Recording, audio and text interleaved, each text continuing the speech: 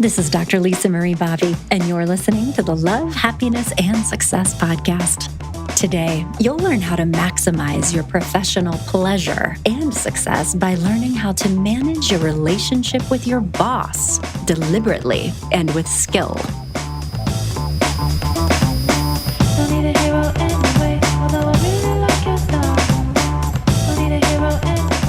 Are you bouncing right now? I'm bouncing. You can't not bounce when you're listening to Salt and their amazing music. The song is called Free. You can learn much more about Salt and check out all of their awesome stuff on their Bandcamp page, Salt Global, SAULT global.bandcamp.com.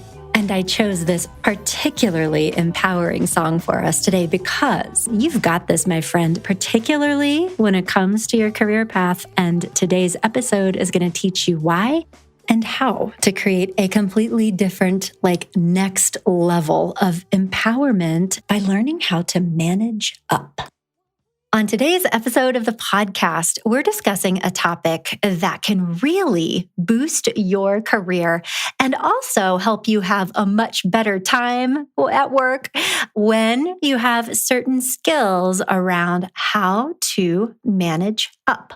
And this is so important to know because many times we think of career pathing, career development as finding the right place, right? If only I could find the perfect situation, then everything would be easy and, smooth sailing from here on out.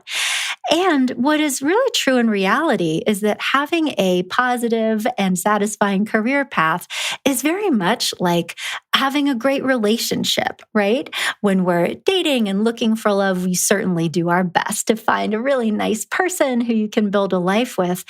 And we don't just bail on that and jump over into a grass is greener kind of situation when the road gets a little bit rough. Instead, we know that in these situations, we need to dial it in and figure out, okay, how do I have a really great relationship and a positive experience with this person? And so being able to develop genuinely positive relationships at work is a very important piece of having a satisfying career long term. And one particularly important aspect of this is how to have positive relationships with the people that you work for. So maybe managers, business owners, as well as colleagues. And so when we talk about managing up, that's what we're describing, a career development strategy that involves using good management traits to build positive relationships with your boss, people maybe over you, also laterally, that benefits both of you. There are many different components to learning how to do this well, and so many benefits to investing in this area of professional growth. So to join me in this conversation and share her vast wisdom and expertise, we're once again chatting with my dear colleague, also Dr. Lisa, who is an amazing career coach, career counselor. She has so much experience in this field and is just so knowledgeable. She's is it the past president of the Career Coaching Association? The National Career Development Association. The National Career Development Association. Yeah. My career family. I hear you. Well, Dr. Lisa, thank you for joining me. And are there other things about your background or expertise that I maybe did not think to share that you think would be important for our listeners to know, just to get a sense of who you are and what you have to offer here? Yeah, thank you. And thank you for the invitation. It's always so much fun to chat with you. Yeah, we do. Yeah, I think, whether folks are going in to, brand new position and sort of wanting to start off on the right foot, or are in that process of sort of struggling with what is going on here. This is not really working. I mean, I think this topic, we don't always frame it this way, but I feel like this topic and this struggle comes up with most clients that I work with. And, our previous conversation about the great resignation or the big quit or whatever people want to call it, this dynamic is a huge piece of why people leave. They may actually be in the right field, in the right position at the right time, which There's a lot of variables, but if the environment is not good, and for the most part, when we talk about environment, we're talking about relationships. So if those aren't good, so yeah, I would say just in terms of that experience of working with clients who are working through this, I think that's probably the most relevant experience that I have in terms of this topic. I mean, it impacts everybody. It really does. And really that's why I wanted to talk with you, because like as a career coach, that as you said, there's that like career exploration piece, like, what direction do I want to go and what are the strategies?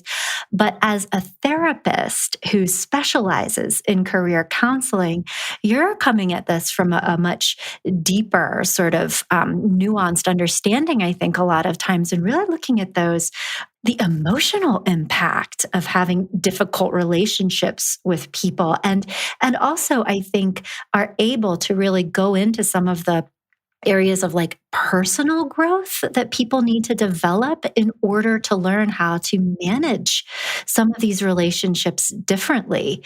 And I know that your clients benefit so much from that in-depth approach. And so, yeah, it's fascinating. I mean, I do. It is interesting, of course, when you start a conversation with a new person and you're trying to get to know someone, but oftentimes there's a frame that people have that, I used to love my job. I don't know how I've changed, what's different, but I don't have that same response anymore. And often, after just a little bit of conversation, like they're working for a different person or have different colleagues or, whoever's in the cubicle next to you, like all of those pieces. And I think, yeah, that makes the difference between a phenomenal job, that you absolutely love, and then one that, you get a little nauseous on Sunday night because you have to go to work in the morning. And that's just an awful feeling. So, yeah, I do talk to people in transition who are starting new jobs about how to be proactive about setting up a good environment. And I think, we call it managing up. A lot of people respond to that not necessarily well. Is that like a bad way to say sometimes, it? No, I don't think so at all. I think what people are thinking of when they do have a negative connotation, it's because they feel like we're talking about somehow manipulating your boss. And that is not it at all. So I think that's important to get out there in terms of a topic of, we're not talking about sort of, underhanded kind of, manipulation in terms of setting yourself up. I mean, we're talking about creating a partnership between yourself and especially a supervisor. I mean, generally when we're talking about managing up, supervisor or even a level above that. But we're really, we're not talking about trying to supervise your own boss. That never works. I don't know, Lisa. I could use a little bit of supervision personally. Sorry, got off track. All right. We can take that offline. Thank you. I'll schedule your earliest available meeting. Okay. But so you're saying that it doesn't mean supervising your boss. Yeah, and thank you too, by the way, even just for sharing the feedback that there are negative connotations, that there is some mythology around it as being like manipulative or just, I was not even aware of that possible interpretation. But so you're saying that it has a bad rap and that it's quite a positive thing. Exactly. Yeah. So it's basically kind of taking ownership back and redefining what that actually looks like. And I'm sure, we all have examples of when we've seen something like this that doesn't go well. People who are basically just going above their boss's head, really not accounting for interpersonal differences. I mean, everybody has a leadership style. Our colleagues have leadership styles, and sometimes those are a great fit, sometimes not. So that's really what it's talking about. That the ultimate goal, I think, that we're talking about is win-win. That your boss is doing well, you're contributing to that success, and you're recognized for that success. So you really feel that sense of teamwork. And across the board, whether it's peer colleagues or bosses who are upline, the more that everybody's focused on the mission, whatever their own needs and goals are. But as long as those things are aligned, then it's a positive experience for everybody. It runs into trouble when there's that lack of alignment where, an employee is trying to work one way, the supervisor's trying to work another way. Maybe the mission is lost in that process. So, the more purposeful I think people can be about how they approach supervisors, managers, whatever the case may be, so that you can come into alignment. And there is absolutely nothing wrong with an employee doing that with a supervisor. Like, it doesn't always, I think sometimes we rely on supervisors and managers and leaders to provide that sort of leadership, but everybody has different skills. And I don't think collectively we do a great job of training supervisors. We just tend to promote high performers and who may have no skill in that area. So, if you can kind of become your own best career manager, then you can spark those conversations and make sure that you're well connected with your boss.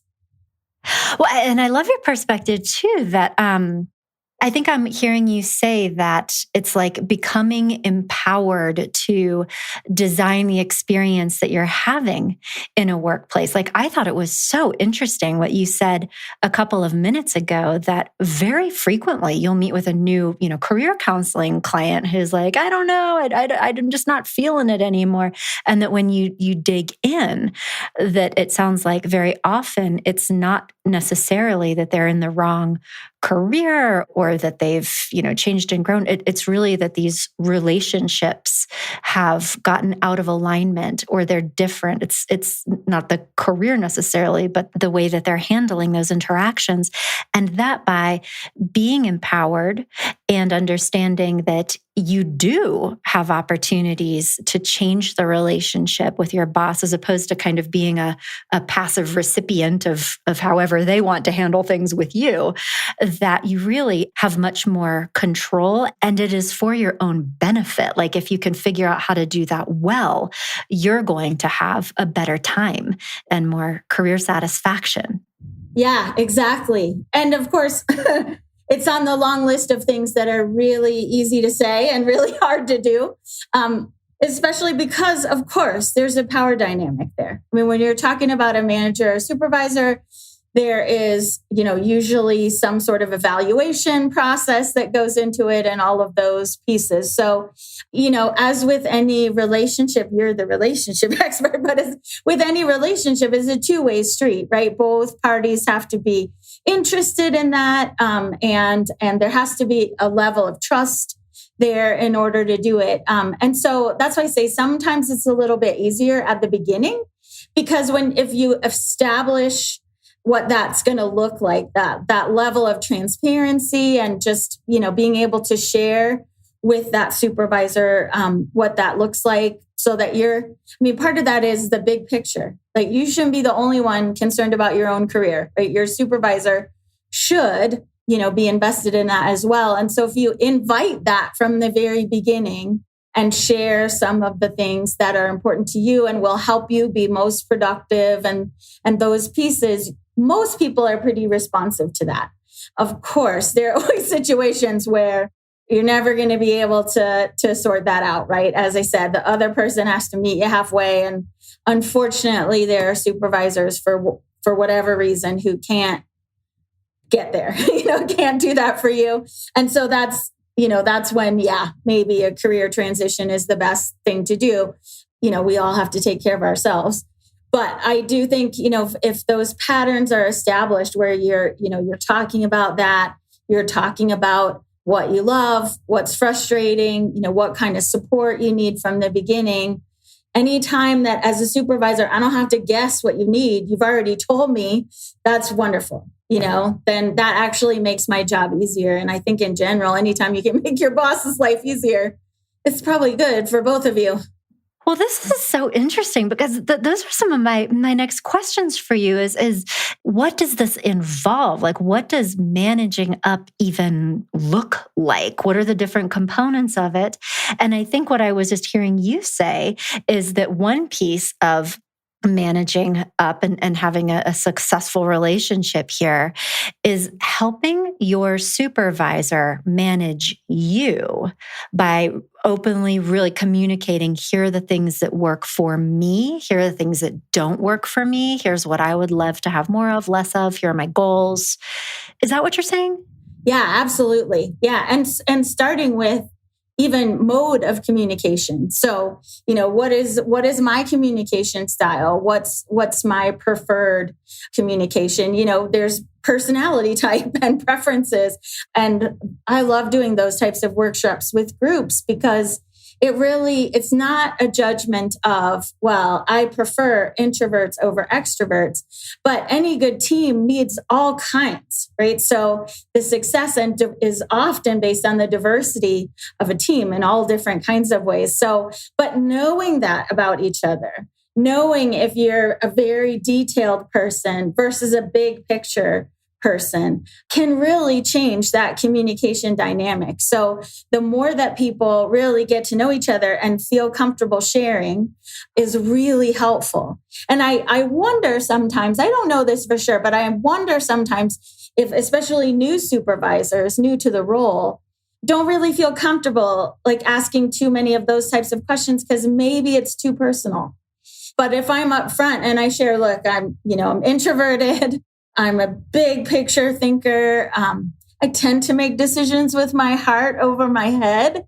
I like planning, not so great with the last minute, emergency types of situations. But, those types of things, if you are offering those up, then, people then it wouldn't matter if they felt like, they don't want to ask those questions if they're too personal. So I think really those communication style preferences and personality preferences in terms of the way people work, like the more you know about your teammates in terms of those, including your team leaders, the more successful you will collectively be. And of course, more people thrive when their group is thriving. Okay, well, you'll have to excuse me. I'm already thinking about the next podcast topic I'd like for you to come back and speak with us about, which is developing leadership skills and really how to be an effective leader, like just what you were saying, really making it a point to do group activities where people are getting to know each other. It's a fairly recent thing for me, but over the last couple of years with our kind of core admin team have made it a practice of doing personality assessments. I don't know if you're familiar with the Kolbe assessment. Oh, it's really neat. It's like approaches to working styles on like different domains, but exactly like how you're saying, detail oriented versus more flexible and kind of free thinking and approaches to, like how you get things done. And I found this to be incredibly helpful for me as well as our group, I think. But I'm hearing you say though, that if you are in a situation where your manager isn't like initiating that and offering that, like it could be not just a good idea, but also appropriate for you to initiate some of that. And of course, I heard you say, not everybody's going to be open to it, but to be like asking those questions, like have just out of curiosity, have you ever taken the Myers-Briggs or to your supervisor, like those kinds of conversations to take the word that's coming to mind is control. That is not the right word. To take initiative to do that together. Is that better? Yeah. Because I think, depending on the situation and same thing, it could be that you're really talking about somebody that you've worked with or for a long period of time. But it's so easy to get hung up in the details. I mean, that's, we're hired for a particular job. And sometimes as counselors, that does overlap with, those personal characteristics and the job itself. But for most people, it doesn't. So we need to, if you're in computer technology, you're talking about specific work tasks as part of, for example, a supervisory meeting. And you don't want to derail that or give the impression with a supervisor that that's not important to you because of course, it's important to you.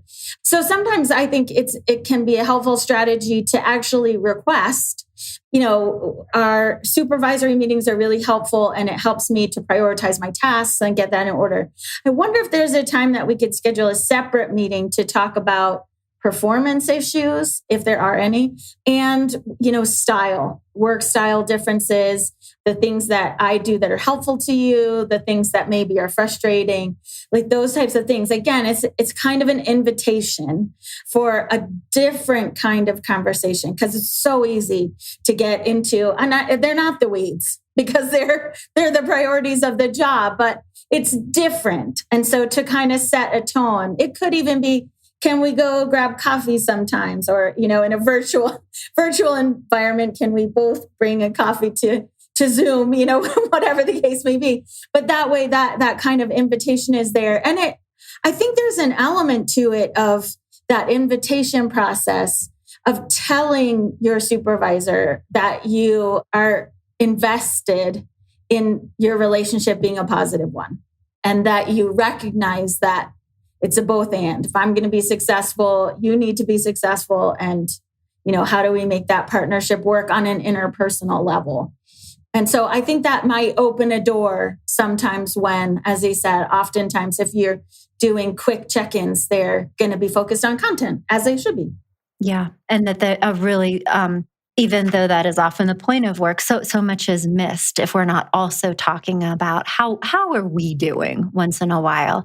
And I love what you were saying, so that in addition to helping your supervisor understand you, to also really be initiating conversations around, how do you feel about our relationship? What else can I be doing more of, less of, differently in order to make this feel easier and better for you, Mr. or Ms. Supervisor? Yeah, absolutely. And I think that's one of those personal style differences that can make a huge difference. If you have a very task-oriented supervisor and you are a very relationship-oriented person, you can clash without meaning to. Like everyone, has the best intention.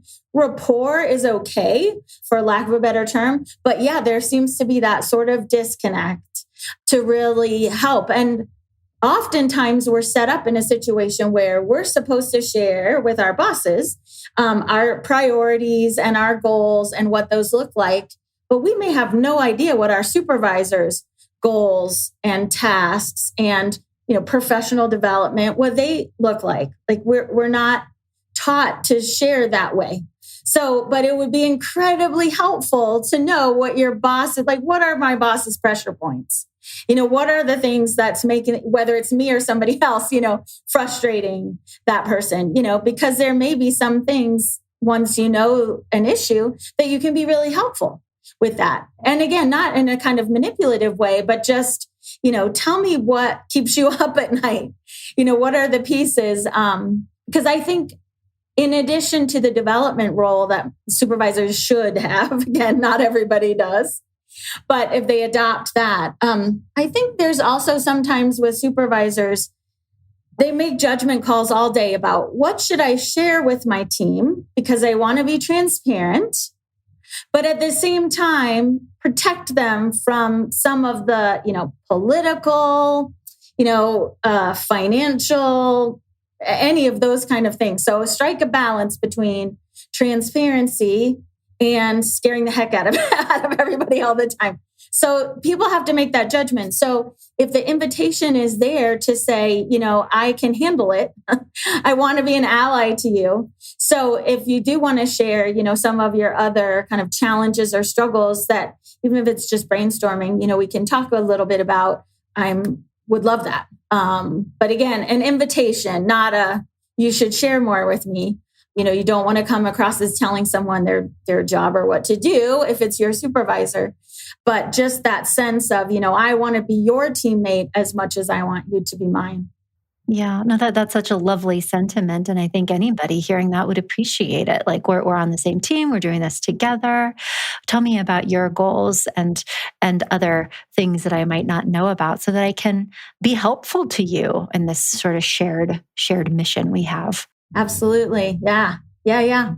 So, well, and let's just keep going. I mean, I'm sure that there are many other strategies and kind of things involved when it comes into this concept of managing up. And I'd like to hear about those. I'm also starting to think, though, of a dynamic that I have seen sometimes where particularly people that have like kind of people pleasing tendencies or tend to maybe struggle a little bit with like being appropriately assertive in relationships can feel like as employees they may need to like hide things from a supervisor, or that I think it can tap into some of the like perfectionism stuff. Like I need to be perfect and not rock the boat and not make any waves and sort of say the right thing and kind of be soothing and pacifying this person. And I think without there necessarily being a basis in reality, a lot of times, like I think many times, people are carrying their attachment styles and other like earlier life experiences into what, even though like intellectually we know it's not a parental relationship, I think that energetically and kind of subconsciously we can start to interact with our supervisors in a little bit of a parental role, whether or not we're conscious of it. And so I have seen this and have to work with clients around it. And I just want to talk a little bit about, again, going back to that central idea of what managing up is and what it isn't, just to be really clear about that kind of dynamic. And I mean, what would your advice be if you were talking to somebody who's, maybe projecting some things onto their employer and engaging in, like not talking about stuff or like working really hard to manage a relationship that is probably safer than they think it is? What would your thoughts be there? Yeah, I think that's a dynamic actually that happens a lot. I don't know if you're familiar with Clifton Strengths, but there's one that shows up. What is it? Oh, it's wonderful. It's a strengths-based assessment. So it really, and you can find it online and get it directly from them. But it highlights, I can't remember exactly how many the list is, but basically it highlights your top 5. And it's interesting to me because some of them are values-based, some interest-based, some are more personal style. So the word strength kind of encompasses a whole lot of different things. But there's one that usually pops up pretty high for me. It's not in my top 5, but it's called Harmonizer. And it can serve me in a lot of different ways. It's good. But in the way that you're talking about, there is that opportunity where to avoid conflict or minimize conflict or, to want, can't we all just get along? I hear you. I have a tendency to do that too. Yeah. So it's one of those, they talk about sort of like that you can use this as a strength, but there's usually a shadow side to most strengths. And so that can be one of them. And so I think part of it is, it really, the idea of managing up is not covering things up. Yeah. First of all, like when there are problems that usually any kind of secrecy around it, just a general lack of transparency is going to come back to bite somebody. And usually it's you or your supervisor, which in turn then bites you too. So, those kind of pieces are good to know. And there are, every organization has politics and that inner office kind of politics, I think as much as possible, we should all just try and stay out of that as much as possible. But it's really, it happens in every kind of environment. Doesn't matter where you are. And so that trying to keep that outside of your relationship is helpful as well.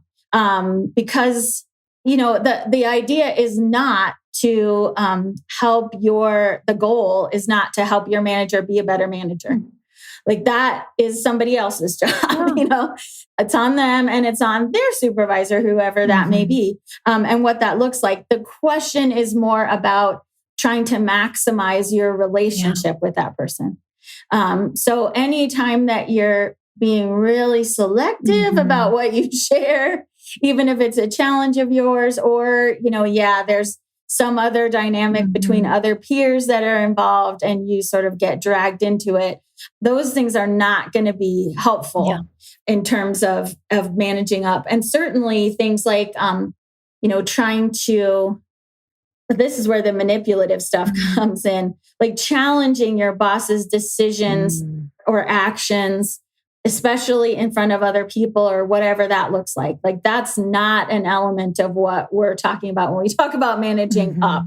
There are ways to provide, and, if your manager's up to it, certainly there are ways to provide feedback to them that hopefully does increase the value of your relationship because they know you're a trusted colleague, but doing it in a way that is not political and is not manipulative and to them directly, right? So it's not in public.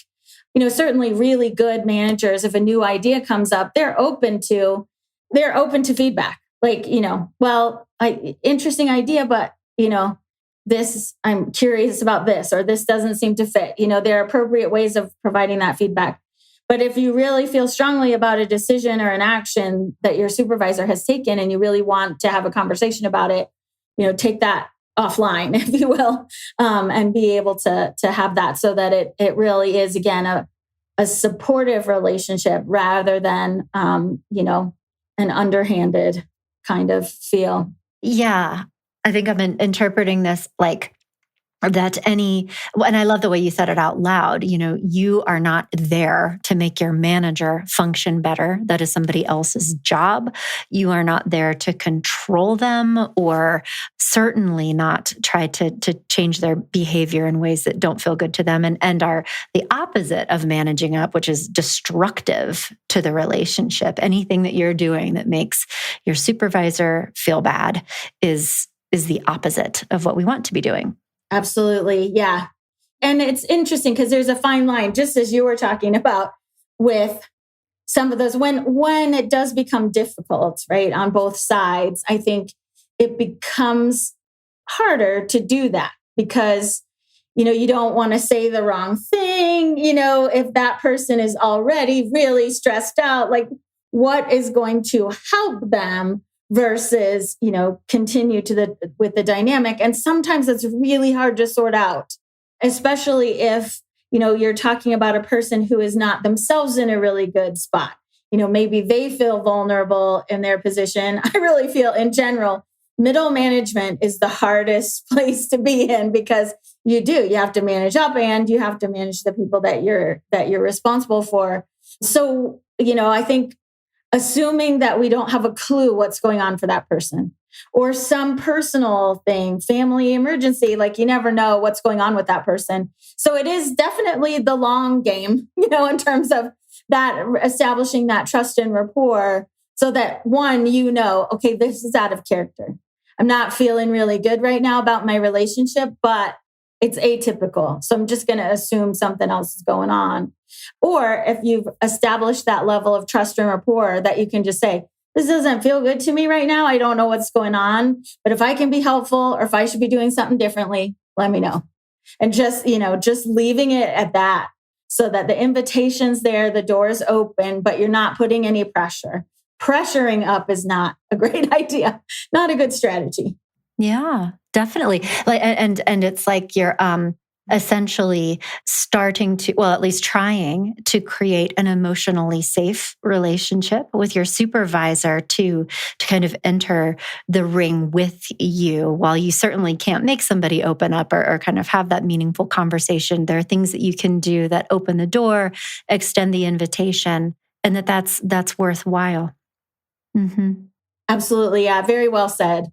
Yeah. I think that's a big, just sort of that piece of it so that it's hard to describe, but that you're not pressuring in some way, some other expectation that, well, I won't be happy unless you tell me everything, but that the door is open, and that level is there. Let me know how I can be supportive. I've always thought in my own, when I've had a supervisor or boss, that in a way, my job is to make my boss's life easier. And it's just kind of because, again, that comes back to me. It's not completely unselfish because, if that's all working well, then that's good for me too. But, at times when there's been conflict, we all have career trauma, every single one of us. And that managing that piece is more about, that sense of, sort of, again, the alignment. We're rowing in the same direction. So, Again, if the team is successful, then the leader's successful, then the people on the team are successful. And the more often we can create those win-win environments, the more, satisfied and successful we'll be in our careers.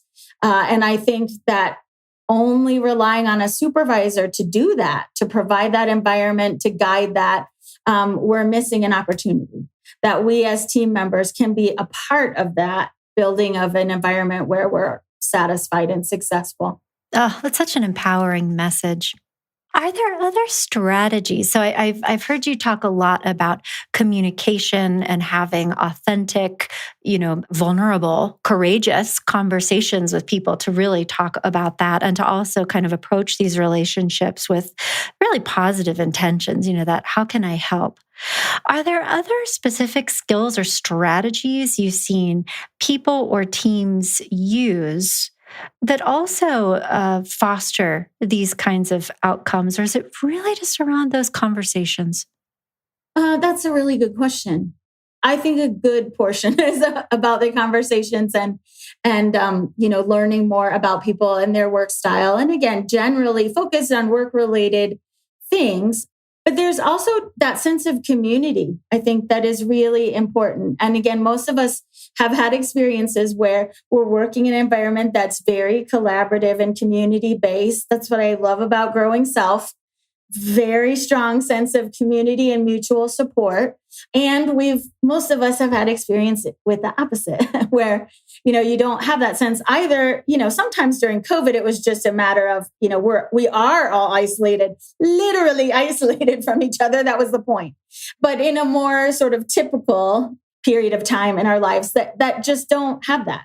I don't feel like my colleagues know me or really care about me or care to get to know me at all. And certainly when that's happening in a supervisor-supervisee relationship, that's even more so. So I think, those side things of recognizing birthdays and, really the most important times I think in any kind of employment situations are bringing people on board and then helping them to leave either through retirement or new job. But, everybody notices the way that we say goodbye to people too. I mean, it contributes to that culture. So I think that's one of the things, again, if you've been in it, then when you are put into a leadership position, you emulate those things. You try to create that environment too.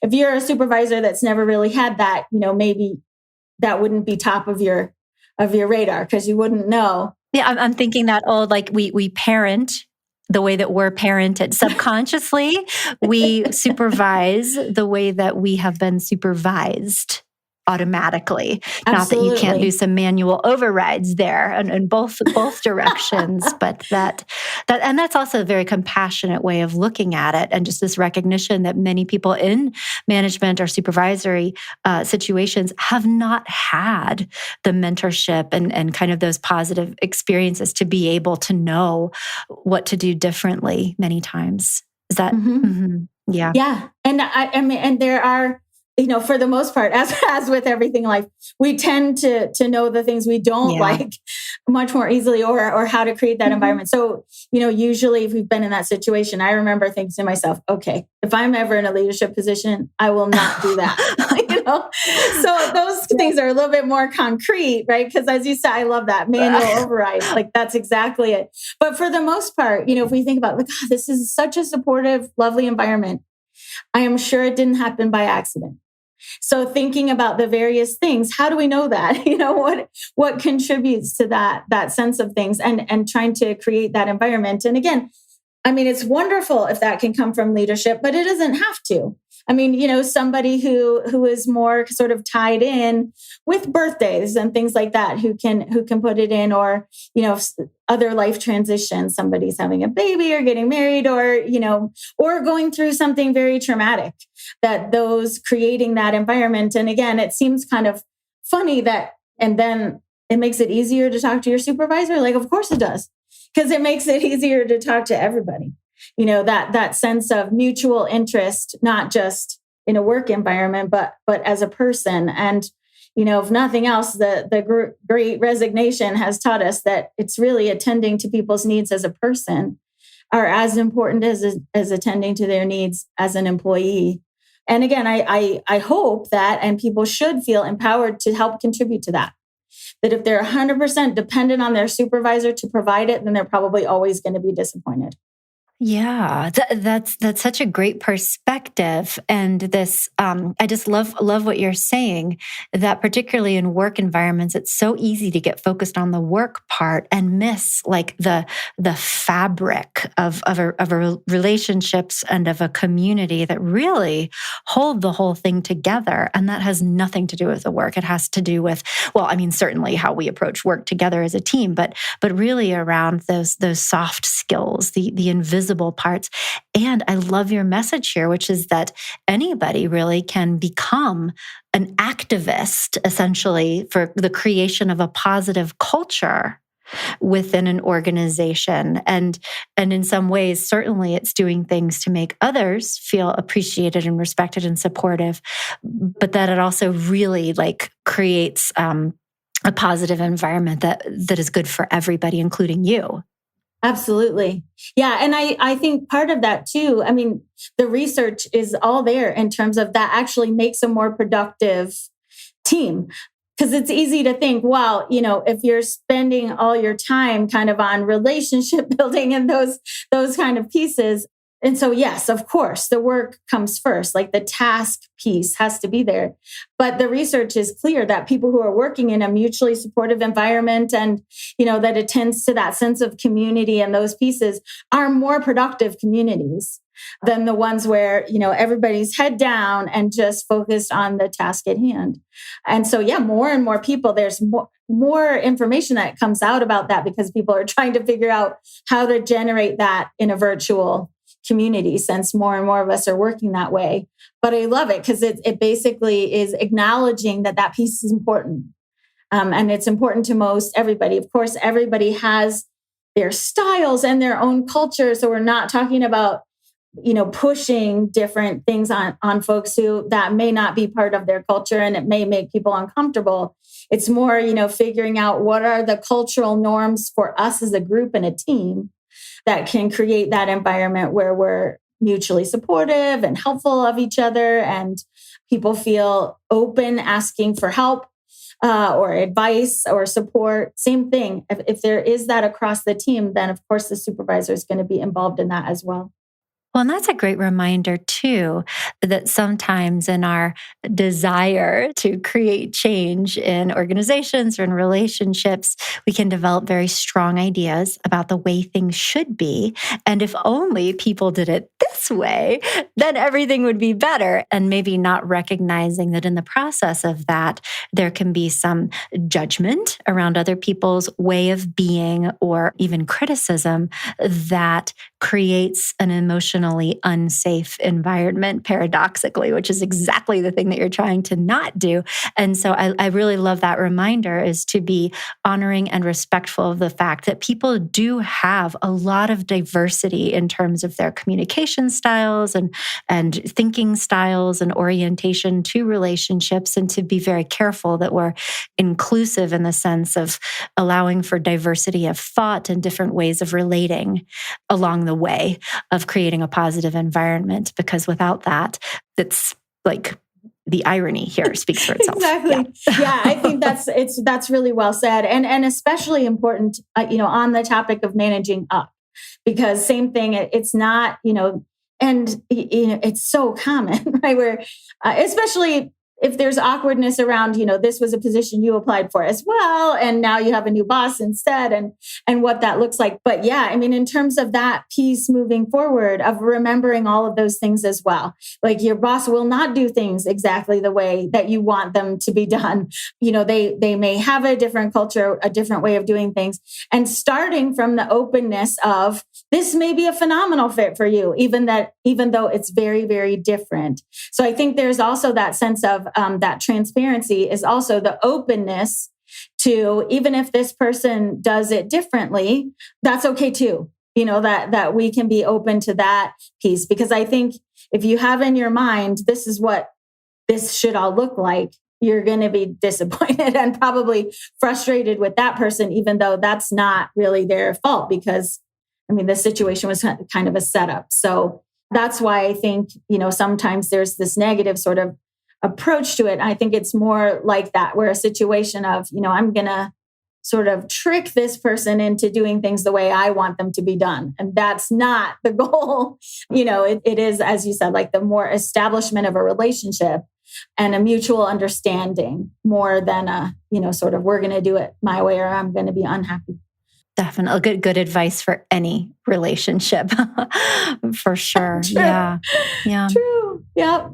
And, before we close, I want to mention one more thing that I have noticed having a really positive impact, at least from my perspective, on the people that I work with. And I just want to mention it now because I'm afraid maybe there will be other opportunities if we talk about leadership skills, in a future episode, which I would absolutely love to do. But I noticed something really interesting when I began asking people on our team to do like a little pre-meeting check-in form thing before our one-on-one meetings. And it was so interesting. And I did this to help me stay on track and on topic and making sure that we're talking about important things. Because as you know, Lisa, I struggle in this area. But what was so interesting is that whereas previously in some of our one-on-one meetings, we had very positive conversations. We're talking like things are good, things are going well. And when people had the opportunity to communicate things in writing prior to our meeting, I started hearing about a lot of other things that were not, not like terrible, but, my takeaway is that I think that even though I try so hard, obviously, to create emotionally safe relationships with people, to do that face to face, I think can sometimes just feel challenging, or like in the moment we're having a nice time. And so people don't want to talk about hard things. And so I just wanted to share that strategy because particularly in the context of a power dynamic, both for employees and employers, if there is a way to be able to do some of this in writing, I think it can feel safer to say the things that you want to say. You'll have the opportunity to kind of like think through it and make sure that you're saying it how you want to say it, like using those emotional intelligence skills and being intentional about your language.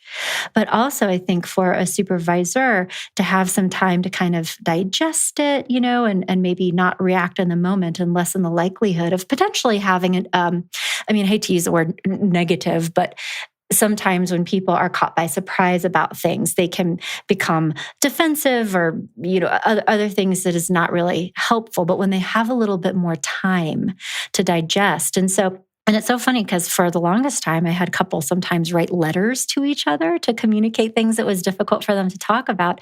But I think that there's just this really powerful application of this in a work environment too. So I just wanted to throw out that tip that writing could potentially be helpful. Yeah, absolutely. Yeah, that's really interesting. And I think it probably goes back to some of those pieces of, being a harmonizer, right? So if you're asked point blank, you're sitting across from someone, can be, okay, I need to open this door, but I don't really know how to do it. But it's so constructive, right? If you don't know that there's something going on, there's no way you can address it. So that invitation of there, but it's not anonymous, right? Certainly that's been the shadow side of some stuff on the internet where, yes, it's easier and you might say or do things in writing that you wouldn't otherwise do, especially if it's anonymous and then people get mean. But in that sense, where it is, an open communication, but it's sort of planting a seed. So you can say, something I'd like to talk about is X. Right. Yeah. So you're not sort of confronting someone with it, but just sort of sharing that it's been a challenge and how that's framed. I think that's a phenomenal idea. Both in terms of that. And I don't know why that couldn't also be sort of put forward by an employee. Like we have our one-on-one tomorrow. I thought I would share that that my agenda items are these 3 things. And I look forward to hearing what your agenda items are, or if you want to send them ahead. But same thing, you don't need to necessarily wait for your supervisor to prompt that. You could do that yourself and see how it goes. I'm a big believer in just research, trying things. well, that didn't work. Fine. You move on to something new. But you never know. Yeah, something like that, that ended up having a big impact and was, kind of an idea that you floated for a while. That's phenomenal, right? And some of the best strategies come out of those types of things. Yeah, 100%. I was not expecting that. I thought that there would just be, bullet points and we'd know what to talk about. And there was all this other stuff, which I thought was fantastic. So I was really, really grateful for that. Anyway, well, I'm also so grateful for you, Lisa. Thank you so much for spending this time. What a fun conversation. And just thank you for sharing all of these wonderful ideas and just such like a positive and empowering message that I know is going to benefit so many people that hear it. Thank you. Thank you. Yes, it's always fun to have a good conversation with you. Oh, we have a good time. Well, thank you again so much for today. And I look forward to our next conversation. I'll be back in touch soon. Sounds good to me. So much good advice. If you would like more of Dr. Lisa's career advice, I'd invite you to check out a couple other podcasts we did. One on how the great resignation is your great opportunity, and also one about how to create a new chapter in life. You can find both of those by scrolling back through my podcast feed, and also certainly learn more about Dr. Lisa at growingself.com. Okay, so thank you so much for joining us today, and here is more SALT for your listening pleasure. Learn more about SALT, check out their albums, find out whether or not they are on tour currently. SALT Global, SAULT global.bandcamp.com. Thanks, everyone. I'll see you next time.